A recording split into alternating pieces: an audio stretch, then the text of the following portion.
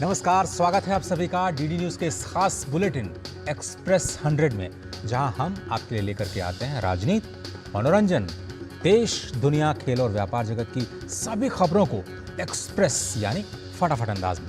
मैं हूं जय मिश्र। तो चलिए खबरों को तेज रफ्तार में देखते हैं। शुरुआत करते हैं एक्सप्रेस 100 की। सुप्रीम कोर्ट ने कोलकाता रेप और मर्डर केस में सुनवाई की और पश्चिम बंगाल की ममता बनर्जी सरकार से लेकर पुलिस और अस्पताल प्रशासन तक को सीधे कटघरे में खड़ा किया। सुप्रीम कोर्ट की सुनवाई के दौरान इस मामले में बंगाल सरकार द्वारा की गई लापरवाही पर भी तल्ख टिप्पणी की। सुप्रीम कोर्ट ने कोलकाता दुष्कर्म और हत्या मामले पर सुनवाई हुई। अदालत ने सीबीआई को निर्देश दिया कि वो गुरुवार तक जांच की स्टेटस रिपोर्ट को फाइल करे। उच्चतम न्यायालय ने 22 अगस्त तक पश्चिम बंगाल सरकार को अस्पताल में तोड़फोड़ को लेकर के अपनी रिपोर्ट देने को कहा है। इसके अलावा सीजेआई ने 14 सदस्यीय नेशनल टास्क फोर्स का भी गठन किया है। नेशनल टास्क फोर्स अस्पतालों में डॉक्टर्स और स्टाफ की सुरक्षा सुनिश्चित करने पर अपने सुझाव देगी। सुप्रीम कोर्ट ने नेशनल टास्क फोर्स को 3 हफ्ते में अंतरिम रिपोर्ट और फाइनल रिपोर्ट 2 महीने में देने को निर्देश दिया है। सुनवाई के दौरान शीर्ष अदालत ने देश भर के चिकित्सकों से काम पर लौटने का आग्रह किया। सुप्रीम कोर्ट ने यह भी कहा कि शांतिपूर्ण प्रदर्शन करने वालों पर राज्य पुलिस संजीदगी से काम ले। कोलकाता रेप मर्डर मामले में भाजपा नेता सुधांशु त्रिवेदी ने इंडी गठबंधन की निंदा की है। सुधांशु त्रिवेदी ने कहा कि पश्चिम बंगाल के वकील कपिल सिब्बल हैं। उन्होंने कहा कि सब एक दूसरे के अपराधों के संरक्षण के लिए खड़े हैं। सुधांशु त्रिवेदी ने ममता सरकार पर निशाना साधते हुए कहा कि सबूतों को नष्ट करने की कोशिश की गई और जिन्होंने यह घृणित कार्य किया उन पर कार्रवाई के बदले जो आवाज उठा रहे हैं उन पर कार्रवाई की जा रही है। आरजीकर मेडिकल कॉलेज में हुई बलात्कार और हत्या की घटना को केंद्रीय मंत्री धर्मेंद्र प्रधान ने शर्मनाक करार दिया। उन्होंने कहा कि इस घटना को लेकर राज्य सरकार ने जिस प्रकार का व्यवहार किया है वो बहुत ही चिंताजनक है। कोलकाता रेप मर्डर मामले में सुप्रीम कोर्ट ने सुनवाई पर भाजपा नेता शहजाद पूनावाला ने ममता सरकार पर निशाना साधा। शहजाद पूनावाला ने कहा कि ममता बनर्जी की सरकार बेटी को न्याय दिलाने के बजाय सच दबाने, सबूत मिटाने और बलात्कारी को बचाने का काम कर रही है। सुप्रीम कोर्ट ने आरजी मेडिकल कॉलेज में रेप और हत्या की शिकार महिला डॉक्टर के नाम, फोटो और उसके वीडियो से जुड़े सभी संदर्भों को सभी मीडिया, सोशल मीडिया प्लेटफॉर्म से हटाने का निर्देश जारी किया। कोलकाता में महिला डॉक्टर के साथ हुई दुष्कर्म हत्या के मामले में उच्चतम न्यायालय के हस्तक्षेप का स्वागत करते हुए federation of resident doctors association FORDA ने कहा कि इससे चिकित्सक समुदाय के हितों की रक्षा होगी। इस जघन्य अपराध के खिलाफ पिछले कई दिनों से प्रदर्शन जारी है और दिल्ली के आरएमएल अस्पताल के डॉक्टर्स ने अब अपनी हड़ताल वापस ले ली है। आरएमएल अस्पताल के रेजिडेंट चिकित्सकों ने अब काम पर वापस लौटने का फैसला लिया है। एक बयान में स्वास्थ्य मंत्रालय और चिकित्सा अधीक्षक कार्यालय ने आश्वासन दिया कि चिकित्सा संस्थानों में सुरक्षा उपायों को बढ़ाने के लिए सभी आवश्यक अनुमतियां प्राप्त कर ली गई हैं और कार्यान्वयन के लिए 45 दिनों की समय सीमा निर्धारित की गई है।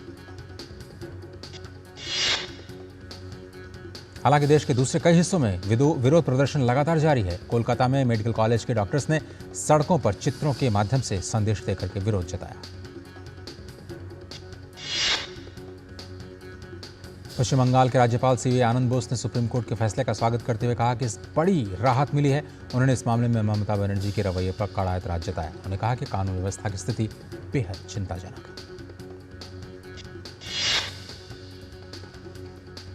भाजपा ने ममता सरकार पर निशाना साधते हुए कहा कि सबूतों को नष्ट करने की कोशिश की गई। आरोपियों पर कार्रवाई करने के बजाय उनके खिलाफ आवाज उठाने वालों को ही निशाना बनाया जा रहा है।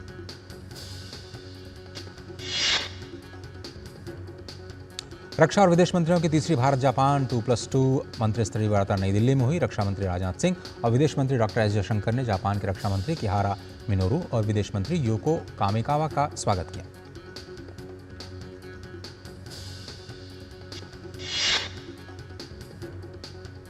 रक्षा मंत्री राजनाथ सिंह ने कहा कि हमने 2047 तक राष्ट्र को विकसित राष्ट्र बनाने का संकल्प लिया है और रक्षा क्षेत्र में जापानी साझेदारी इन लक्ष्यों को प्राप्त करने में मदद करेगी।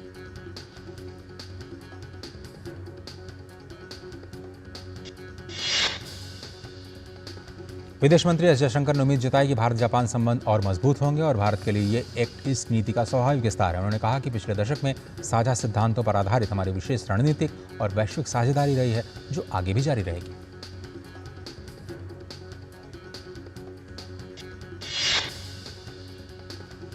वार्ता में हिंद प्रशांत क्षेत्र में विकसित हो रहे सुरक्षा परिदृश्य की समीक्षा पर ध्यान केंद्रित किया गया। दोनों पक्षों ने अपनी रणनीतिक साझेदारी को मजबूत करने और सहयोग बढ़ाने के रास्ते तलाशने के लिए साझा प्रतिबद्धता जताई है।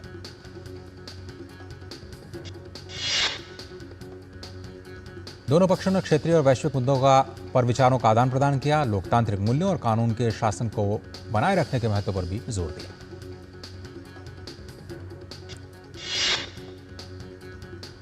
नियमित अंतराल पर हो रही बैठक से रक्षा संबंधों को और गहरा करने के साथ ही दोनों देशों के बीच संबंधों को और मजबूती मिलने की उम्मीद है। भारत अमेरिका, ऑस्ट्रेलिया और जापान के साथ वार्ता का 2+2 मंत्री स्तरीय प्रारूप रखता है। मलेशिया के प्रधानमंत्री अनवर बिन इब्राहिम इस समय 3 दिनों की राजकीय यात्रा पर भारत में हैं। प्रधानमंत्री नरेंद्र मोदी ने मलेशिया के प्रधानमंत्री का और राष्ट्रपति भवन में औपचारिक स्वागत किया। भारत मलेशिया के बीच कुल 8 समझौता ज्ञापन पर हस्ताक्षर हुए, जिसमें स्वास्थ्य, मानव संसाधन, डिजिटल, संस्कृति, पर्यटन, गवर्नेंस और पब्लिक सर्विस फाइनेंशियल सर्विसेज के क्षेत्र में सहयोग शामिल है। पीएम मोदी ने आसियान में एफटीए को समयबद्ध तरीके से लागू करने की मंशा भी जाहिर की। साथ ही इंडो पैसिफिक क्षेत्र में नियम आधारित व्यवस्था बनाने पर जोर दिया है।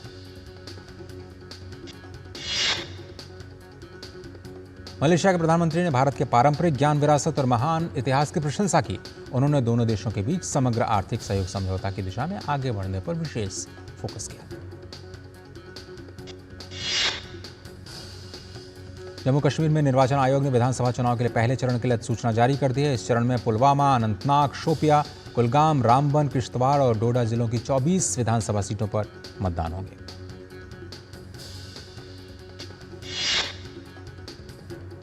जम्मू कश्मीर विधानसभा चुनाव के लिए उम्मीदवार 27 अगस्त तक नामांकन पत्र भर सकते हैं। 28 अगस्त को नामांकन पत्रों की जांच की जाएगी। नामांकन वापस लेने की अंतिम तिथि 30 अगस्त है। मतदान 18 सितंबर को कराए जाएंगे। राष्ट्रपति द्रौपदी मुर्मू ने राष्ट्रपति भवन में भूविज्ञान पुरस्कार 2023 प्रदान किए। ये प्रतिष्ठित पुरस्कार भूवैज्ञानिकों को दिया गया। इस कार्यक्रम में केंद्रीय कोयला और खान मंत्री जी किशन रेड्डी और कोयला और खान राज्य मंत्री सतीश चंद्र दुबे भी उपस्थित रहे। कार्यक्रम को संबोधित करते हुए राष्ट्रपति ने कहा कि देश में जो सुधार हो रहे हैं वो न केवल आर्थिक विकास को बढ़ावा देने के लिए हो रहे हैं, बल्कि पर्यावरण के प्रति भी जागरूक किया जा रहा है। खान मंत्रालय हर साल 3 श्रेणियों में राष्ट्रीय भू विज्ञान पुरस्कार प्रदान करता है। इनमें राष्ट्रीय भू विज्ञान पुरस्कार, आजीवन उपलब्धि के लिए राष्ट्रीय भू विज्ञान पुरस्कार और राष्ट्रीय युवा भू वैज्ञानिक पुरस्कार शामिल है। लाइफ टाइम अचीवमेंट के लिए राष्ट्रीय भू विज्ञान पुरस्कार 2023 INSA के एमेरिटस साइंटिस्ट प्रोफेसर धीरज मोहन बनर्जी को प्रदान किया गया। पश्चिम बंगाल के राज्यपाल डॉक्टर CV आनंद बोस ने राष्ट्रपति भवन में राष्ट्रपति द्रौपदी मुर्मू के साथ मुलाकात की। पुडुचेरी के उपराज्यपाल के कैलाशनाथन ने उपराष्ट्रपति एनक्लेव में उपराष्ट्रपति जगदीप धनखड़ के साथ मुलाकात की। लैटरल एंट्री के जरिए केंद्र सरकार में महत्वपूर्ण पदों पर होने वाली भर्तियों पर फिलहाल रोक लगा दी गई है। पीएम नरेंद्र मोदी ने खुद मामले में दखल दिया, जिसके बाद इस मामले पर फिलहाल रोक लगा दी गई। कार्मिक विभाग ने यूपीएससी को पत्र लिख करके लैटरल एंट्री से संबंधित नवीनतम विज्ञापन रद्द करने को कहा, ताकि कमजोर वर्गों को उनका उचित प्रतिनिधित्व मिल सके। केंद्रीय मंत्री अश्विनी वैष्णव ने कहा कि प्रधानमंत्री मोदी ने इस निर्णय के माध्यम से बाबा साहेब के संविधान और सामाजिक न्याय के प्रति प्रतिबद्धता को दर्शाया। उन्होंने ये भी कहा कि यूपीए सरकार के दौरान आरक्षण के सिद्धांत का कोई ख्याल नहीं रखा जाता था। केंद्रीय मंत्री अर्जुन राम मेघवाल ने कांग्रेस पर निशाना साधते हुए कहा कि लैटरल एंट्री कांग्रेस के समय से शुरू हुई थी, जबकि सरकार के इस निर्णय ने बता दिया है कि पीएम मोदी SC, ST और OBC और गरीबों के साथ खड़े हैं।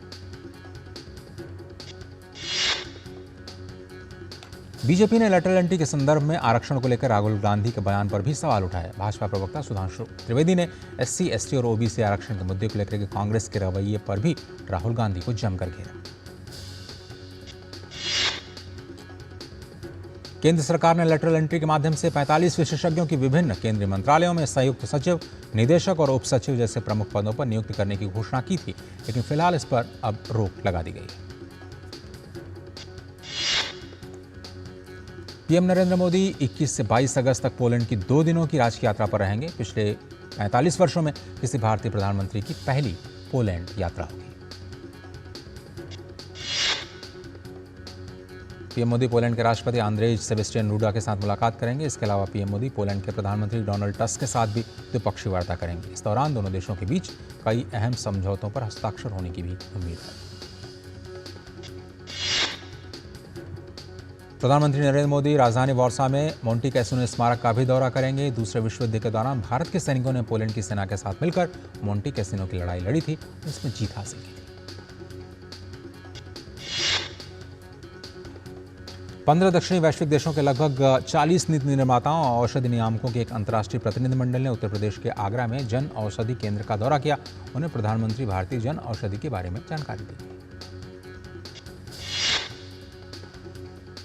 भारतीय जनता पार्टी के अध्यक्ष जेपी नड्डा ने केंद्रीय मंत्री जी किशन रेड्डी और बीजेपी के पूर्व राष्ट्रीय महामंत्री राम माधव को जम्मू कश्मीर में आगामी विधानसभा चुनाव के लिए चुनाव का प्रभारी नियुक्त कर दिया है। राजस्थान के उदयपुर में 16 अगस्त को आपसी विवाद में चाकू लगने से घायल छात्र की इलाज के दौरान सोमवार शाम को मौत हो गई। स्थिति को देखते हुए शहर में इंटरनेट सेवा बंद कर दी गई है। आगामी आदेश तक सभी स्कूल और कॉलेज भी बंद रहेंगे। इलाके में तनाव को देखते हुए भारी पुलिस बल तैनात किया गया है। पुलिस प्रशासन के अधिकारियों ने लोगों को शांति बनाए रखने की अपील की है। उधर प्रशासन ने मृतक के परिवारों को 51 लाख रुपए की आर्थिक सहायता, संविदा पर एक सरकारी नौकरी और परिवार को सुरक्षा देने की घोषणा की है। दिल्ली एनसीआर में कई जगहों पर तेज बारिश हुई। दिल्ली की तेज बारिश की वजह से कई जगहों पर जलभराव की समस्या देखी गई, जिससे लोगों को ट्रैफिक जाम का भी सामना करना पड़ रहा है। दक्षिण भारतीय राज्य तेलंगाना की राजधानी हैदराबाद में भी तेज बारिश हुई। भारी बारिश से कई जगहों पर जलभराव से आम जनजीवन प्रभावित हुआ। उधर श्रीनगर में भी मंगलवार सुबह बारिश हुई। मौसम विभाग के अनुसार यहां आगे भी बारिश होने की संभावना जताई गई। मंगलवार को शेयर बाजार कारोबारी सत्र काफी शानदार रहा। बाजार में चौतरफा खरीदारी देखी गई। सेंसेक्स 378 अंक की तेजी के साथ 80,802 और निफ्टी 126 अंक की बढ़त के साथ 24,698 पर बंद हुआ। कच्चे तेल के दाम एक ही दिन में 2% गिरे। क्रूड ऑयल $78 के नीचे चला गया तो ब्रेंट क्रूड ऑयल $74 प्रति बैरल के स्तर पर कारोबार करता नजर आया। भारतीय सराफा बाजार में सोने के भाव में तेजी देखने को मिली है। अब 24 कैरेट सोने की कीमत 71,316 रुपए प्रति 10 ग्राम पर पहुंच गई है। वहीं चांदी की कीमतों में उछाल दर्ज की गई। चांदी का भाव 84,294 रुपए प्रति किलोग्राम दर्ज किया गया। आरबीआई ने बताया है कि अर्थव्यवस्था में प्रत्यक्ष विदेशी निवेश का प्रवाह अप्रैल-जून की तिमाही में सालाना आधार पर 26.4% बढ़कर 22.2 अरब डॉलर पर पहुंच चुका है।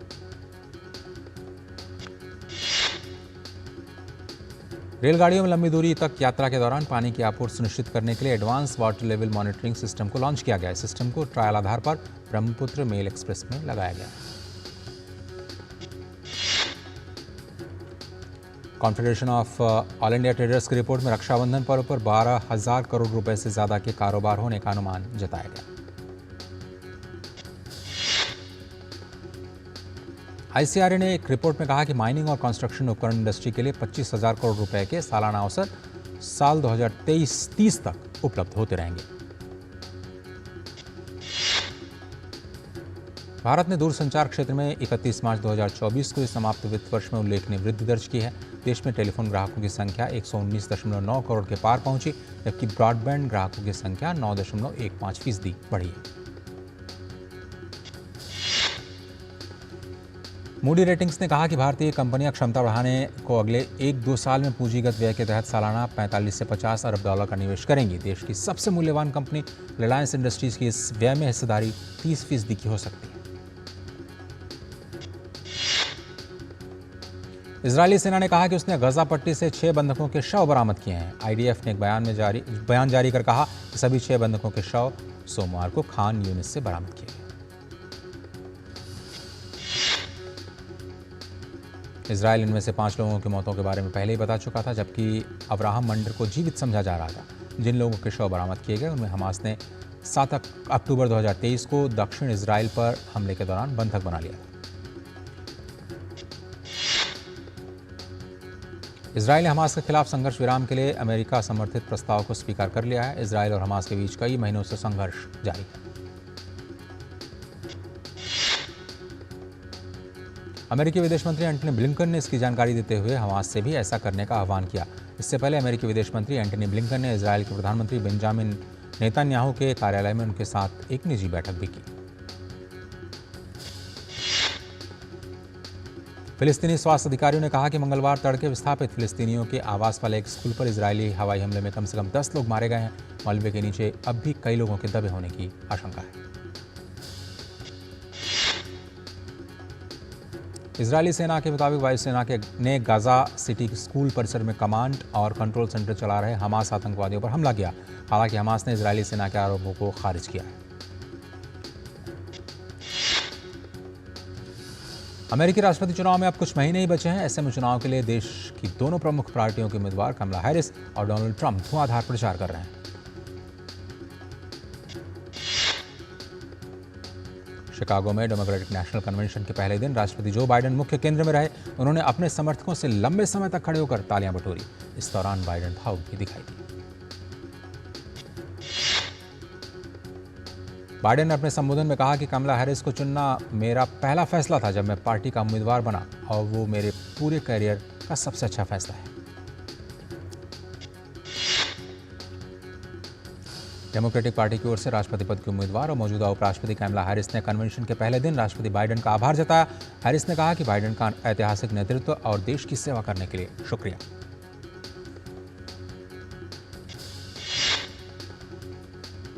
वहीं डेमोक्रेटिक नेशनल कन्वेंशन में 2016 में पार्टी की ओर से राष्ट्रपति उम्मीदवार हिलेरी क्लिंटन ने अपनी पार्टी की राष्ट्रपति उम्मीदवार कमला हैरिस की तारीफ की। उन्होंने कहा कि कमला हैरिस राष्ट्रपति बनकर हमेशा देश को आगे बढ़ाएंगे।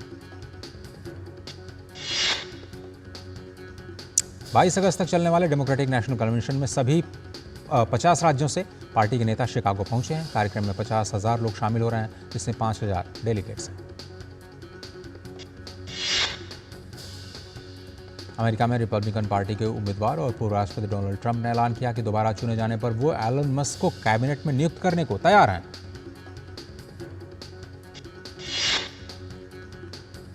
मस्क को 2016 में ट्रंप की सलाहकार परिषद में नियुक्त किया गया था। मस्क ने भी पिछले महीने राष्ट्रपति पद के लिए ट्रंप का समर्थन किया था। अपने सैन्य सहयोग को नए आयाम पर ले जाते हुए ऑस्ट्रेलिया और इंडोनेशिया ने एक महत्वपूर्ण रक्षा सहयोग समझौते पर हस्ताक्षर किए हैं।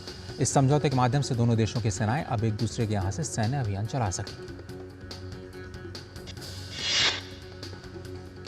इस मौके पर ऑस्ट्रेलिया के प्रधानमंत्री अल्बनीज ने कहा कि यह समझौता हमारे दोनों देशों के सुरक्षा समर्थन के लिए एक महत्वपूर्ण आधार बनेगा, जो दोनों देशों के लिए हमारे साझा क्षेत्र की स्थिरता के लिए अहम है।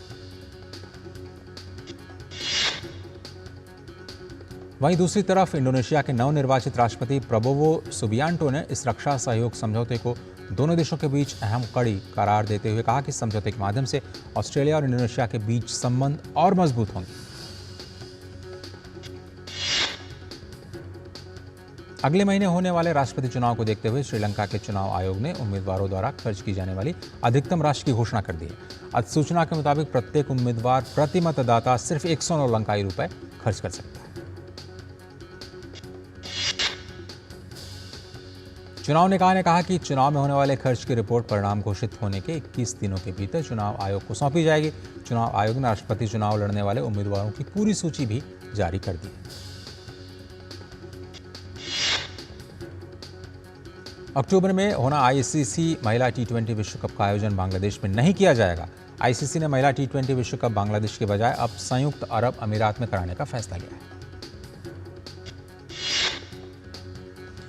जापान ओपन बैडमिंटन के महिला एकल में भारत की चुनौती समाप्त हो गई है। अश्मिता चलिहा चीनी ताइपे की शीर्ष वरीयता प्राप्त ताई ज्यू यंग से 16-21, 12-21 से हारकर प्रतियोगिता से बाहर हो गई। वहीं महिला एकल में भारत की मालविका बंसोड़ भी हारकर प्रतियोगिता से बाहर हो गई। मालविका को यूक्रेन की पोलिना बोहरोवा ने शिकस्त दी।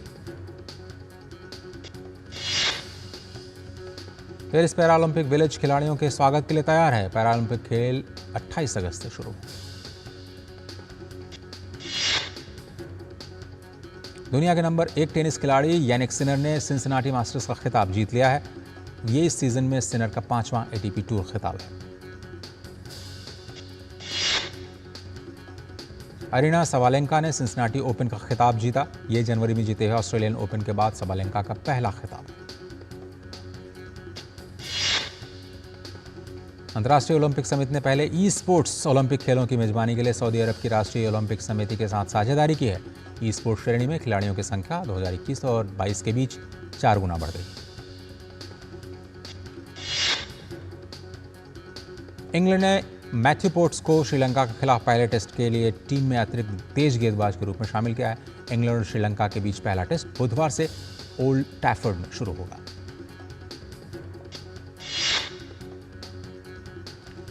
ट्रैक साइकिलिस्ट मैट रिचर्डसन अब ऑस्ट्रेलिया के बजाय ग्रेट ब्रिटेन का प्रतिनिधित्व करेंगे। रिचर्डसन ने हाल ही में संपन्न पेरिस ओलंपिक में ऑस्ट्रेलिया के लिए 3 पदक जीते थे। चेल्सी ने एटलेटिको मैड्रिड के फॉरवर्ड योआओ फेलिक्स को साइन करने के करार पर सहमति दे दी है। फेलिक्स 6 साल के करार पर चेल्सी जाएंगे। ब्राइटन ने फ्रेंच फॉरवर्ड जॉर्जियानो रटर को क्लब रिकॉर्ड फी 40 मिलियन पाउंड में साइन कर लिया है। 22 साल के रटर ने ब्राइटन के साथ 5 सालों का करार किया।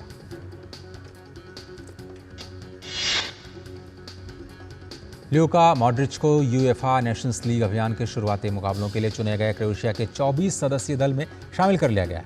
मॉड्रिच सितंबर में 39 साल के होने जा रहे हैं। अर्जेंटीना फुटबॉल टीम के कप्तान लायनल मेसी को चोट के चलते अगले महीने होने वाले दक्षिण अमेरिका विश्व कप क्वालिफायर्स की टीम में नहीं चुना गया है।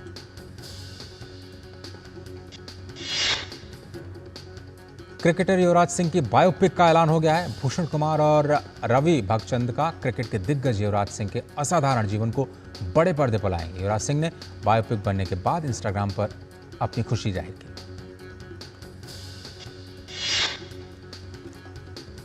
क्राइम, मिस्ट्री और थ्रिलर से भरा करीना कपूर की अगली फिल्म द बकिंघम मर्डर्स का टीजर आज रिलीज हो गया। ये फिल्म इसी साल सितंबर में सिनेमाघरों में दस्तक देगी।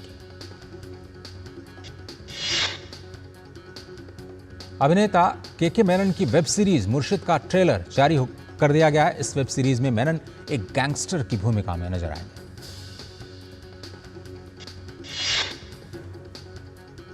कॉमेडी हॉरर फिल्म स्त्री 2 का बॉक्स ऑफिस पर रिलीज के बाद शानदार सफर जारी है।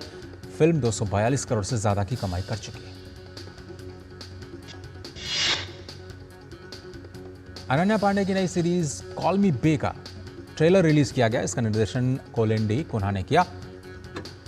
करण जौहर इस सीरीज के निर्माता है। फिल्म अभिनेत्री सोनम कपूर ने बेटे वायु के दूसरे जन्मदिन पर इंस्टाग्राम पोस्ट में लिखा, मेरे बच्चे का आज दूसरा जन्मदिन है। हमारे प्यारे अनमोल वायु को जन्मदिन की ढेर सारी शुभकामनाएं। निर्देशक सुजीत सरकार ने कहा कि महान फिल्म निर्माता सत्यजीत रे फिल्मों जो उनकी फिल्में हैं वो ये सिखाती हैं कि बिना समझौता किए भी फिल्म बनाई जा सकती है, भले ही उसके पास साधनों की कमी।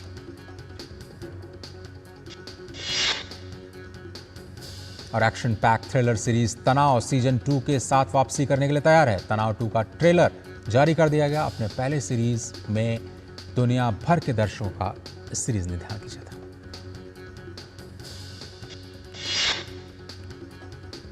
तो एक्सप्रेस न्यूज के आज के इस अंक में सिर्फ इतना ही। पूरी टीम को दीजिए इजाजत। नमस्कार।